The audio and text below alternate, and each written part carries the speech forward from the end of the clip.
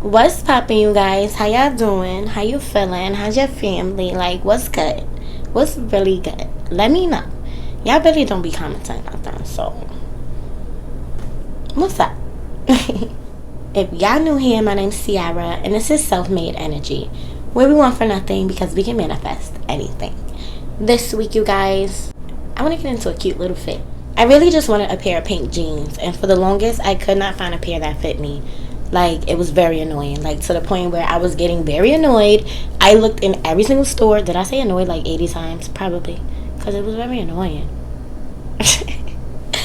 But anyway, I looked in mass stores and I could not find jeans in my size, but I did find one that was like a little bit too small. I thought they was gonna fit, but wishful thinking, they did not. So I was like, let me upcycle this. And I had this cute little like pink dress that I wore for my birthday a couple years ago. Here she go. She cute or whatever. Yes, but I don't wear it. Actually, I didn't really like how it fit. I thought it was too long and it was a little too loose. So I was just like, I'm about to cut it up. So I did that. And I remember I did a video. I'll tag it in the description because it was a while ago now. One of my first videos. Reminiscing, because I think it's been over a year now. Oh my god, you guys. It's been over a year. Has it been two? Has it been two? Anyway, whatever. I don't got time to be thinking about that. It's probably been like a year or two since I started my channel now, and I'm stupid hyped because I can throw back videos and be like, bam, baby, here it is. Look at this outfit I had on. Look at this. It was fire. I'm about to do the same thing but better because that top, that top did not fit. That top did not fit. It did not fit. You hear me? It didn't fit. So I'm going to try to do this outfit again and make it look a little better. So, and if you ain't see it before, I'm about to link it in the description because it came out cute. Look at it. Look at it. Look at it. Boom. It's done. Don't look no more because you got to watch the video. But yes, let's get into this one because this one is a little bit different. The top came out a little bit different. The pants came out a little bit different. The vibe is different. That's it. Period. Poo. Let's get into it. Okay, so boom. This what happened. This the dress. These the jeans, and the first thing I'm going to do is make sure that I don't lose my pockets because girls don't get pockets. Like, they really don't be giving us pockets. So, you know, I got to hold these pockets down. So the first thing I'm going to do is pin the pockets down on the side seam to make sure they don't move around because I got to seam rip that side seam open because these pants is just too small. I need room. So I'm going to seam rip them because I don't want to lose any fabric by cutting them. Definitely seam rip if you're trying to save fabric. But yes, bitch, pin those pockets into place and seam rip that side seam open.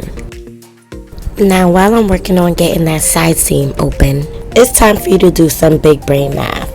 And you're going to need to figure out how tight the pants are so you know how many inches you need to upsize, and how long the pants are so you know how many inches of fabric you need in order to compensate for the length of your pants. Now, through the process of elimination and big brain work, I figured out that I needed strips that were going to be at least 3 inches wide and 15 inches long.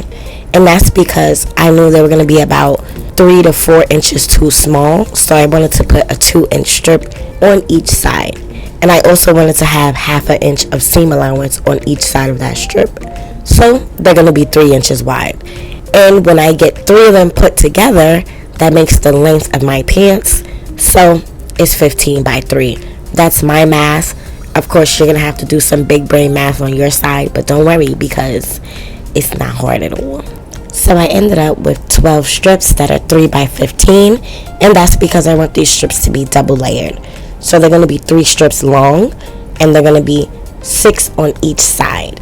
Depending on what kind of fabric you use, you may not have to do double layers, but because the jeans are very thick and this satin is very thin, I definitely wanted to use 2 layers just to compensate for the difference in weight. Now it's finally time to whip Trixie out, and the first thing I'm going to sew up is all these strips together So again, they're 3 by 15. I'm going to take them on the 3-inch side, right sides together, and I'm going to do a straight stitch to attach them together so they're one long strip. And I know I don't say this in every video, I just leave it up to chance. I assume you watched all of my videos and you know exactly what to do. So let me just make sure that I mention it every couple videos, just so I'm not leaving anybody out. If there's any beginners here, make sure you backstitch at the beginning and end of all of your stitches, or those stitches are gonna come out. This is so important. And a lot of people ask me, what is backstitching? It's just when you stitch forward and then you press the back button on your machine to stitch in reverse, and then you stitch forward again, just for a couple stitches, just to make sure that the very end and beginning of your stitch is tacked into place and won't unravel itself. Now that I have 2 strips for each side, I'm going to place them right sides together, and I'm going to do a straight stitch along the entire perimeter, leaving a tiny opening at the end just so I can flip it right side out once I'm done. Also, another pro tip, make sure to iron as you go along so all your seams lay nice and flat. Yes, we finally finished the pinstripe, and now it's time to attach that baby to the side of the jeans. In order to attach the pinstripe, I made sure to line up the bottom of the strip with the bottom of the jeans, because I knew I had a little bit of extra at the top near the waistband that I was going to fold over to make the waistband thicker. However, if you do not have that extra fabric, definitely start at the waistband, because you can make adjustments to the length later towards the ankle. Trying to adjust the length at the waistband is nearly impossible, so don't go there. But yes, pin that baby into place only on one side. So I pinned it to the front side of both sides of the jeans, and then I did a straight stitch to secure it into place. And I'm not worrying about a front side or a wrong side or anything like that, because this pinstripe has 2 right sides, so it doesn't matter. At least when you're attaching it the first time, it doesn't matter, because this will be the time that you're picking what is the right side and what is the wrong side. At first, both sides are right sides. Whichever side you place facing the jeans is now going to be your right side, and the other side will be the inside. However, they're both shiny and cute, so it really doesn't matter. It's just to keep the seam allowance on the inside of the pants at this point. Once I made sure everything was nice and even and the pinstripe was exactly where I wanted it to be, I did a straight stitch down the entire length of the jeans. And then I flipped them over, making sure that the right side was going to be facing the back side, and I pinned them the exact same way so I can repeat the process of attaching the pinstripe to the back of the jeans, since I already attached them to the front. This part is very important, that you line everything up nice and neat and even. Make sure that those markings line up, because if you sew the front a little bit a different height from the back, you will be able to tell. You will be able to tell that you made these jeans at home in somebody's basement with your hands in the dark. Like, that's what it's gonna look like. So make sure you line everything up before you put those stitches in place. And again, I'm going to repeat the exact same process of doing a straight stitch along the entire length of the jeans. And this is actually going to secure the whole pinstripe into place, and the jeans are done. The only other thing I did at this point was do extra stitching along the waistband, because I wanted it to be a little bit thicker. So I double folded the fabric of the pinstripe right at the waistband, just those 2 inches, just so it could feel like the thickness of the jeans, because I felt it didn't look bad, but I felt the difference in fabric, and I didn't really want to feel that difference. So you see that little extra? I just double folded that down and did a hem around. Oh my god, you guys, I almost completely forgot the struggle that I went through to finish these pants off. Like, you see how they came out? I ironed them. I was like, something's up. Why is it so bubbly? Like, I needed to do a top stitch around like the entire perimeter of that side seam strip. Like, the seam allowance just wouldn't lay flat. So I made the tough decision to do a top stitch after I already put all the jeans together. And if you sew, you'll know how hard it is to do a top stitch in a tiny squeezed up little area like the tube of a leg. It was hard. Definitely, I would recommend, if you want to do any kind of decorative top stitching, to do it before you do that last attachment in the back.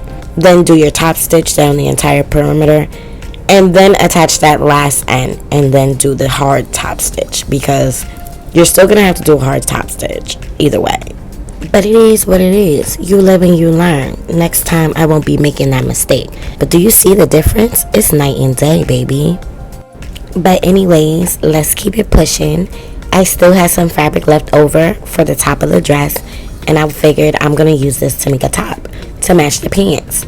Nothing fancy, because I know I didn't have a lot of fabric left over.